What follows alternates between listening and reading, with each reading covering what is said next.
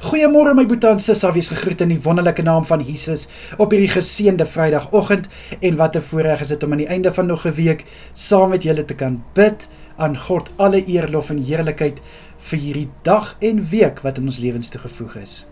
Kom ek bid vir ons. Here, ek kom na U toe in die wonderlike naam. Vader, aan U alle eer, lof en heerlikheid vir nog 'n dag wat aangebreek het. Vader, eerstens wil ek vir U so dankie kom sê, vir hierdie week waardeur U ons gedra het. Vader, dankie vir elke dag se voorsiening en vir elke dag se seëninge. Liewe Here, baie dankie dat ons kan getuig van die goedheid en guns in ons week.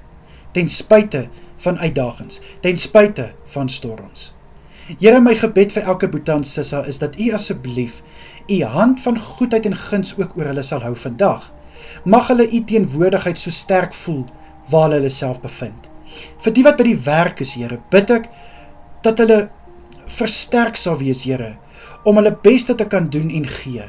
Ek bid vir sukses in hulle arbeid. En liewe Here, ek vra ook vir krag en vir wysheid in alles wat vandag voor lê. Vir die wat by die huis is, Here, bid ek dat hulle sal weet. Liewe Here, al werk hulle nie by 'n maatskappy nie.